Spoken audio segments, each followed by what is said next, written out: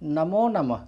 प्रिय छात्रों, अष्टमी कक्षा के संस्कृत पाठ्य पुस्तक दिव्यम भाग 3 के प्रथम पाठ के साथ मैं उपस्थित हूँ। पाठ का शीर्षक है स्वास्थ्यैव धनम। यदि इस शीर्षक का विच्छेद करें तो मिलेगा स्वास्थ्य जोड़ एव और यहाँ धनम।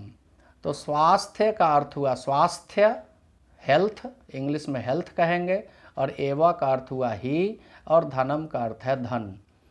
तो इस प्रकार इस शीर्षक का अर्थ हुआ स्वास्थ्य ही धन है।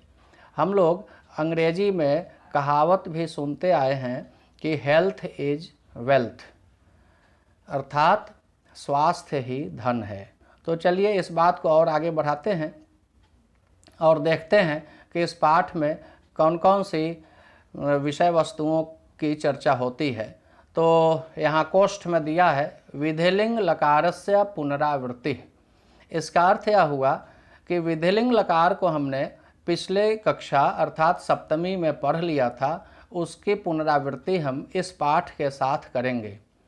तो विधिलिंग लकार का प्रयोग कहाँ कहाँ होता है, तो ऐसे इस लकार का नाम ही है विधिलिंग। विधि अर्थात किसी कार्य को करने की विधि, कि कोई कार्य कैसे किया जाए, तो उसके लिए सलाह देना।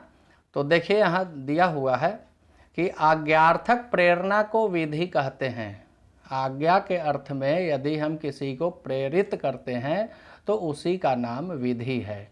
संस्कृत भाषा में प्रेरणा, इच्छा, चाहिए, अनुमति, निमंत्रण एवं अनुरोध के अर्थ में विधिलिंग लकार का प्रयोग होता है। इसके रूप निम्न प्रकार से चलते हैं। यहाँ दिया है, आप जानते हैं पहले से कि लकार का जो रूप होता है वह 3 पुरुषों और 3 वचनों में चलते हैं। तो यहाँ एक वचन, द्विवचन और बहुवचन। तो ये वचन इधर से दिया है और यहाँ प्रथम पुरुष, मध्यम पुरुष और उत्तम पुरुष। एक बात ध्यान देने योग्य है कि यदि हम प्रथम पुरुष को अंग्रेजी में जानना चाहें तो ये फर्स्ट पर्सन नहीं होगा, इसको कहेंगे थर्ड पर्सन।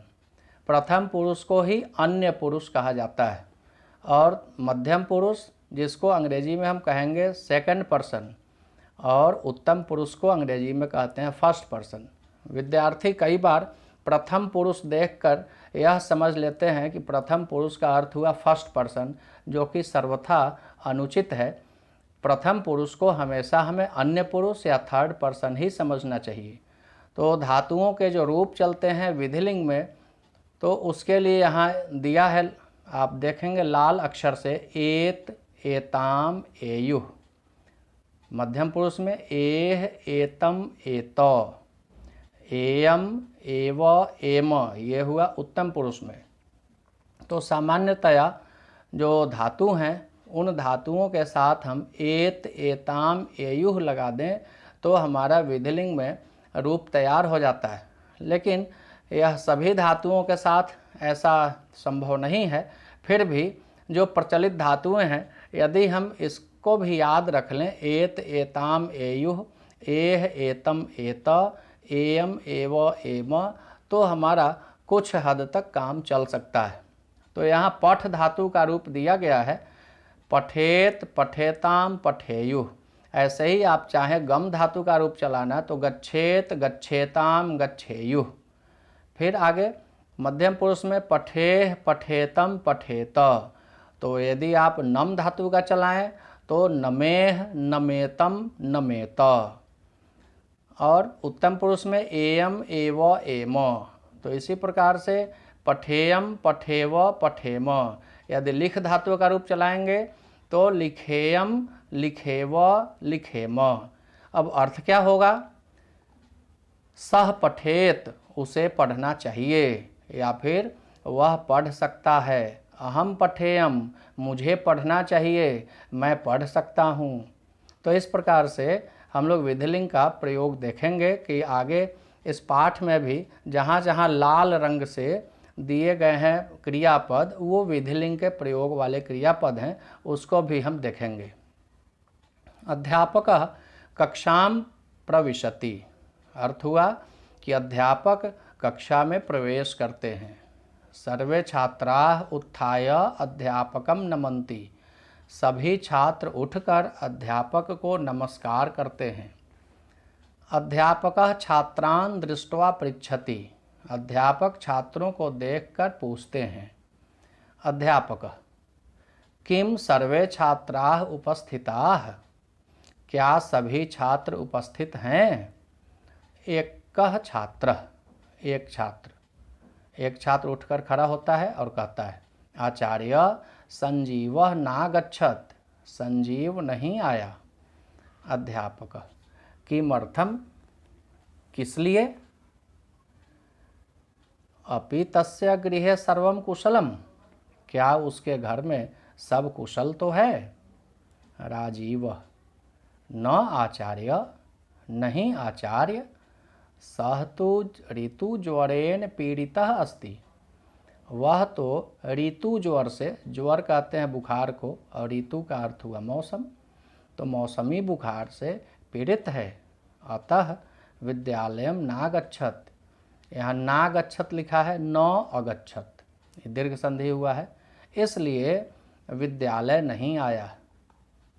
अध्यापक: एतत् ज्ञात्वा दुखम अनुभवामि। ज्ञात्वा, ज्ञा धातु है, त्वा प्रत्यय लगा तो ज्ञात्वा, ज्ञात्वा अर्थात जानकर।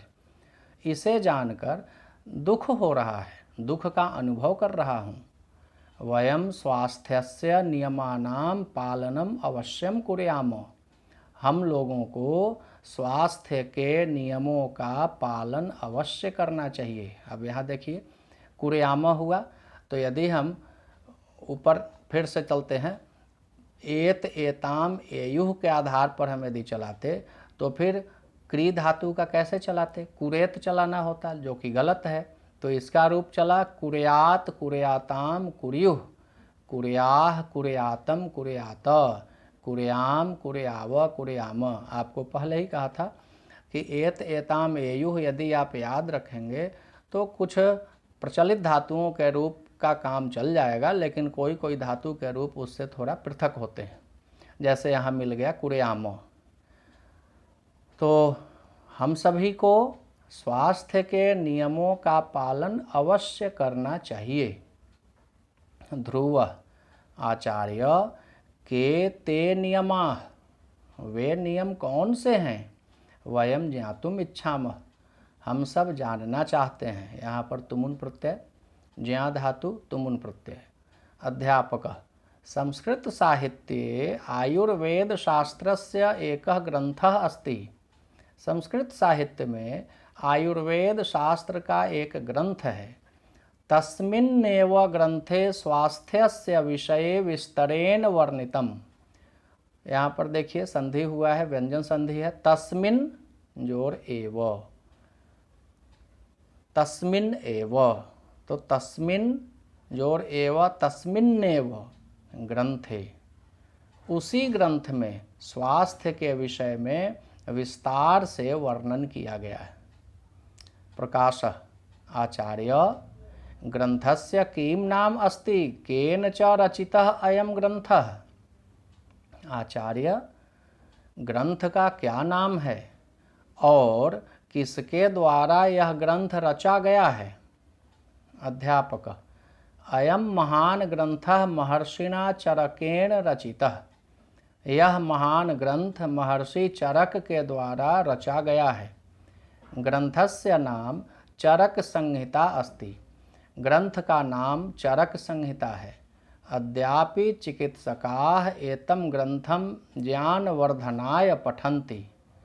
अद्य जोर अपि, यहाँ भी दीर्घ संधि है। आज भी चिकित्सक, चिकित्सक आप स्पष्ट हो जाए आपको, चिकित्सक को अंग्रेजी में डॉक्टर कहते हैं। तो आज भी चिकित्सक इस ग्रंथ को, एतम ग्रंथम, एषः एतौ एते, एतम एतौ एतान, तो द्वितीय का एक वचन है। एतम ग्रंथम ज्ञानवर्धनाय पठन्ति। आज भी चिकित्सक इस ग्रंथ को ज्ञानवर्धन के लिए पढ़ते हैं। स्वास्थ्यैव धनम अस्ति। स्वास्थ्य ही धन है। शरीरेण स्वस्थाः जनाः एव सुखम अधिगंतुम पठितुम क्रीडितुम धनम अर्जितुम देशम च उन्नयितुम समर्थाः भवन्ति। यहाँ आप देखेंगे कि एक ही प्रकार के कई पद आए हैं, अधिगंतुम, पठितुम, क्रीडितुम, अर्जितुम, उन्नयितुम। इन सभी पदों में तुमुन प्रत्यय है। अधि उपसर्ग गम धातु तुमुन प्रत्यय, पठ तुमुन प्रत्यय, क्रीड के साथ तुमुन प्रत्यय और अर्ज के साथ भी तुमुन है, और उत उपसर्ग है और नी धातु है, उसके साथ तुमुन प्रत्यय लग गया। तो अब इसका अर्थ देख लेते हैं। शरीर से स्वस्थ व्यक्ति ही, शरीर से स्वस्थ लोग ही सुखम अधिगंतुम, सुख प्राप्त करने में, पढ़ने में, खेलने में, धन अर्जित करने में और देश को उन्नत करने में समर्थ होते हैं। स्पष्ट है, यदि हम बीमार होंगे तो हमारे कोई भी कार्य पूरे नहीं होंगे, और जब कार्य पूर्ण नहीं होंगे तो फिर हम उन्नति कैसे कर पाएंगे। अभी का समय आप देख रहे हैं कि सब लोग किस प्रकार से या तो बीमार हैं या बीमारी की आशंका के कारण सभी लोग अपने अपने घरों में बैठकर और किस प्रकार से चिंतित हैं, और देश की उन्नति अवरुद्ध हो चुकी है। तो इसलिए स्वास्थ्य ही धन है, इस बात की स्पष्ट जानकारी अभी के समय में हमें व्यवहारिक रूप से मिल पा रही है। एक और छात्रा है अनादिका, उसने फिर प्रश्न किया, आचार्य स्वास्थ्यस्य रक्षायै वयम किम कुर्याम। स्वास्थ्य की रक्षा के लिए हम लोगों को क्या करना चाहिए। अध्यापक ने उत्तर दिया, सर्वप्रथमं जनाः सूर्योदयात् प्राक उत्तिष्ठेयुः। यहाँ पर भी विधिलिंग है। सबसे पहले लोगों को सूर्योदय से पहले उठना चाहिए। यदि आप भी सूर्योदय के पहले नहीं जगते हो तो आप आज से अवश्य आदत डाल लीजिए, अपने स्वभाव में सूर्योदय से पहले उठने का, जगने का बना लीजिए। नित्य क्रियाम कृत्वा व्यायामम कुर्युः। नित्य क्रिया करके व्यायाम करना चाहिए। व्यायामम स्वास्थ्याय अति आवश्यकम। व्यायाम स्वास्थ्य के लिए अति आवश्यक है। स्वच्छेन जलेन स्नानं कृत्वा स्वच्छानि वस्त्राणि धारयेयुः।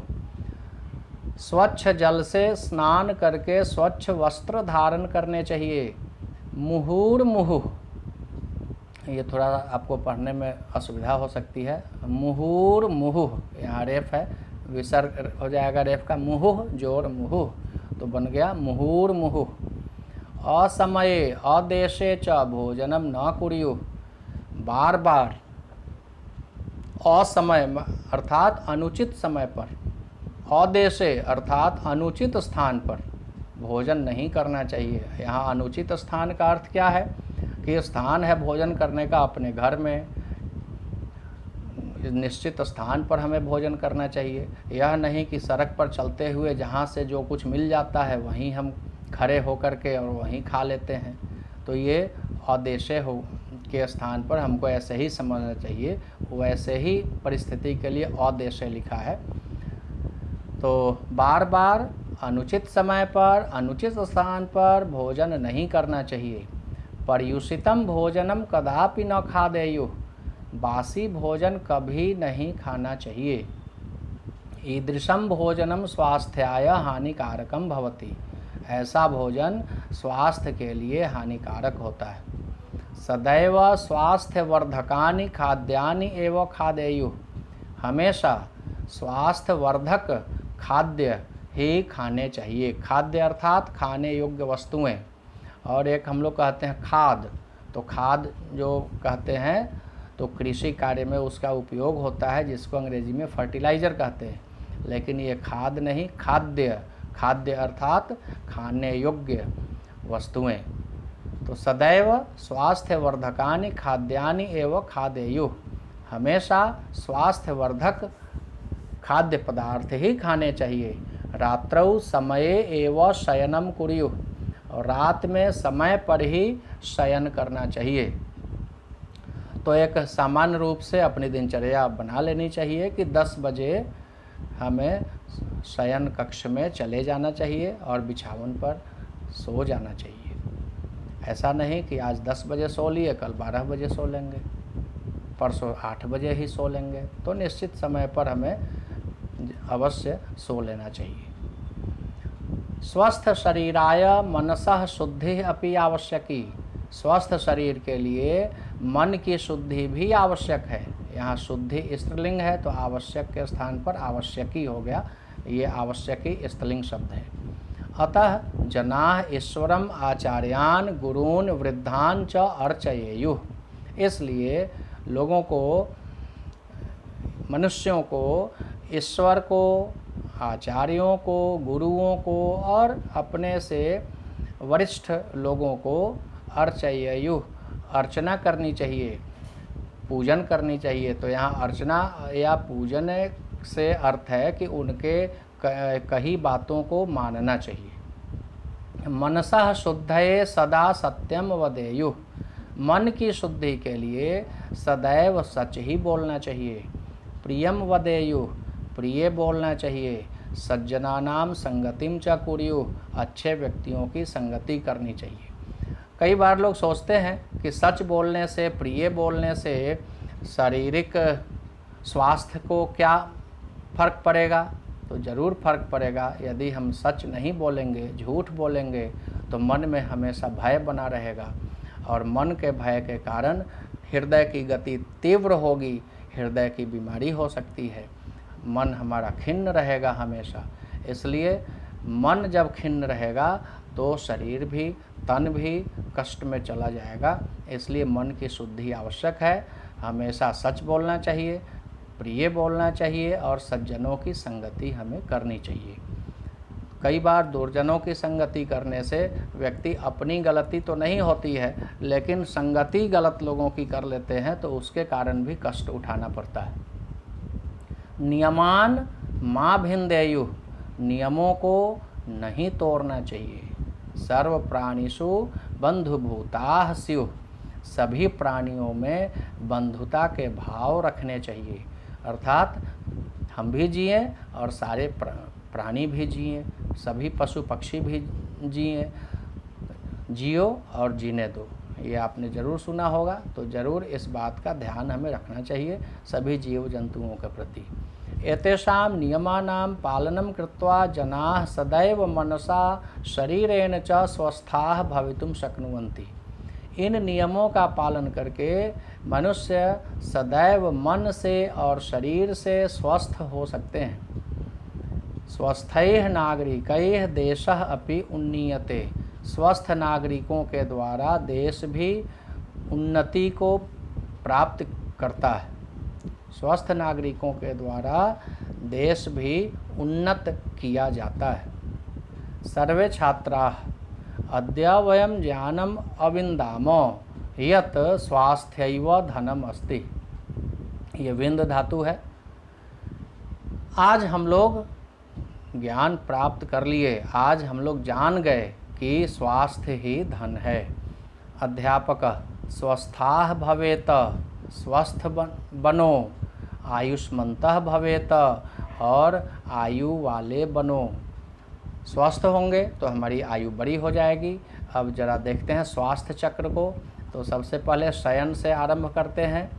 यहाँ बच्चा सोया हुआ है तो शयन कक्ष में सो रहा है और सूर्योदय के पहले, जैसा कि बताया गया, हमें जगना है और जग कर स्नान करना है। स्नान करके फिर हमें व्यायाम करना चाहिए और व्यायाम जब करेंगे तो शरीर हमारा फुर्तीला होगा और फिर जो हम भोजन करेंगे तो वो हमारे लिए सुपाच्य होगा, अच्छी तरह से पचेगा। जब भोजन पचेगा तो फिर हमारा मन भी प्रसन्न रहेगा और हम समय से विद्यालय जा सकेंगे। फिर विद्यालय जाकर हमें न केवल पढ़ना चाहिए अपितु खेलना भी चाहिए और फिर अच्छी आदतों को सीखकर माता पिता को भी हमें आदर करना चाहिए, प्रणाम करना चाहिए। तो इस प्रकार से ये स्वास्थ्य चक्र है, यहाँ आपको दिखाया गया है। अब इसमें आगे देखते हैं जरा प्रश्नोत्तर। तो रेखांकित पदानि आधृत्य उचितम विकल्पम चित्वा प्रश्न निर्माणम कुरुतः। रेखांकित पदों के आधार पर उचित विकल्प चुनकर प्रश्न निर्माण कीजिए। यहाँ पर दिया है सर्व प्राणिषु बंधुभूतः स्यात्, सभी प्राणियों में बंधु का भाव रखने वाला होना चाहिए।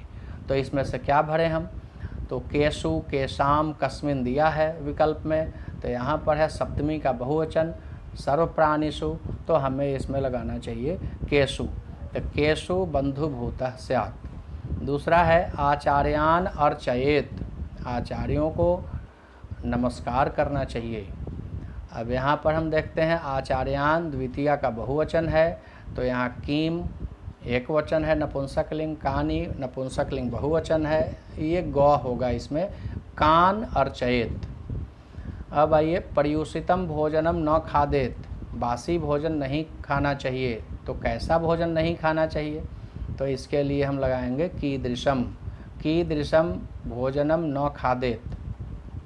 अब चौथा देखते हैं व्यायामम स्वास्थ्याय आवश्यकम, स्वास्थ्याय में चतुर्थी विभक्ति एक वचन है, तो यहाँ पर कई विद्यार्थी काय देख करके भी सशंकित हो जाते हैं, उनको लगता है कि कहीं यही तो सही नहीं है, लेकिन आपको ध्यान रखना चाहिए कि कीम शब्द का रूप चतुर्थी एक वचन में कस्मई पुल्लिंग और नपुंसकलिंग में होता है। तो व्यायामम कस्मई आवश्यकम।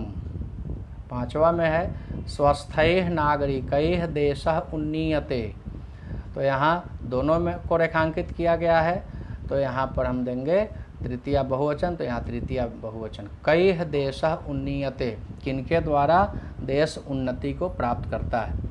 अब यहाँ एक पदेन उत्तरतः, एक शब्द में उत्तर दीजिए। संजीवः केन पीड़ितः आसीत्, तो आप ऊपर देखेंगे इसका दिया हुआ है संजीवः ऋतुज्वरेण पीड़ितः आसीत्। चरक संहिता केन रचिता, इस नाम में ही उत्तर छिपा है, चरकेन, तो यहाँ दे देंगे चरकेन। स्वास्थ्याय किम आवश्यकम, स्वास्थ्य के लिए क्या आवश्यक है, तो यहाँ उत्तर में देंगे व्यायामम। और फिर स्वस्थ शरीराय कस्य शुद्धि आवश्यकी, तो यहाँ उत्तर में देंगे मनसः। और कान न भिन्देयु, तो यहाँ उत्तर देंगे नियमान। अब आइए चरक संहितायाम पूर्ण वाक्यन उत्तरतः, पूर्ण वाक्य में उत्तर दीजिए। चरक संहितायाम किम वर्णितम, तो पूर्ण वाक्य में उत्तर देना है, तो हम देंगे चरक संहितायाम स्वास्थ्यस्य विषये वर्णितम। शरीरेण स्वस्थाः जनाः किम कर्तुम समर्थाः भवन्ति, शरीर से स्वस्थ लोग क्या करने में समर्थ होते हैं, तो इसका उत्तर हम देंगे शरीरेण स्वस्थाः जनाः सुखम अधिगंतुम पठितुम क्रीडितुम धनम अर्जितुम देशम च उन्नयितुम समर्थाः भवन्ति। ये आपको मिल जाएगा, अंतिम पंक्ति है लगभग। अब है नरः कान अर्चयेत, तो मनुष्य किनको अर्चना करे, किनको नमस्कार करे, तो नरः ईश्वरम आचार्यान वृद्धान च अर्चयेत। कीदृशम भोजनम न खादेत, तो यहाँ दे देंगे पर्युषितम भोजनम न खादेत। मनसः शुद्धये किम कर्तव्यम, तो यहाँ उत्तर देंगे मनसः शुद्धये सदा सत्यम वदितव्यम प्रियम वदितव्यम सज्जनानां संगतिः च कर्तव्या। या फिर आप वो उस पंक्ति से देख करके ऐसे भी आप उत्तर इससे संबंधित जो दिया गया है वो भी आप लिख सकते हैं। मंजूषातः समुचितम क्रियापदम चित्वा रिक्त स्थानानि पूरयतः, मंजूषा से यहाँ मंजूषा दिया गया है, तो इन्हीं पदों में से वाक्य के अनुसार भरना है। जनाः पर्युषितम भोजनम, तो पर्युषितम भोजनम न खादेयुः। जनाः रात्रौ समये एव शयनं कुर्युः। सर्वदा सर्वप्राणिषु बन्धुभूतः स्यात्। और फिर स्नानं कृत्वा स्वच्छानि वस्त्राणि धारयेयुः। अनियमान् मा भिन्देत। अब आगे देखते हैं। निम्नलिखित शब्दानां शुद्धम विशेषणम कोष्ठकात् चित्वा लिखत। जनाः, तो जनाः बहुवचन है, पुल्लिंग है तो यहाँ भी बहुवचन। स्वस्थाः, जलेन तृतीया का एक वचन है तो स्वच्छेन। भोजनम तो यहाँ देंगे पर्युषितम। मनः, मनः नपुंसक लिंग है, यहाँ ध्यान रखिएगा, विसर्ग देखकर शुद्धः नहीं लिख देना है। मनः तो शुद्धम, और व्यायामम तो व्यायामम के लिए आवश्यकम। अब है पर्याय के साथ मेल करिए। तो शरीरम तो शरीर का पर्याय इसमें ढूंढेंगे, तो शरीर का पर्याय है वपुः। गुरुः का पर्याय आचार्यः। जलम का पर्याय वारी।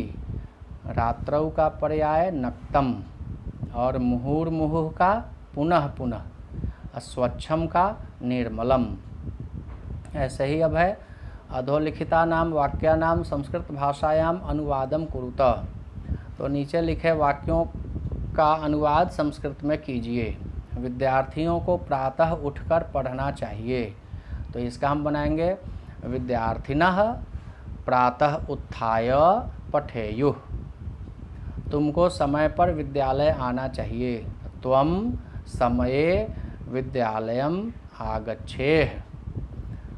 हम सबको पर्यावरण की रक्षा करनी चाहिए, तो वयम सर्वे पर्यावरणस्य रक्षां कुर्याम। मैं कल माता जी के साथ घर जाऊंगी। अहम स्वः मात्रा सह अथवा जनन्या सह गृहं गमिष्यामि।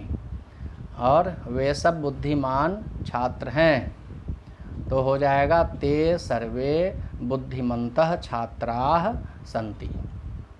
तो इस प्रकार से ये प्रश्न उत्तर का हमने अभ्यास कर लिया है। अब कुछ एक्टिविटीज़, क्रियाकलाप दिए गए हैं। चित्र को देखकर मंजूषा के शब्दों की सहायता से दिए गए चित्र का वर्णन संस्कृत में कीजिए।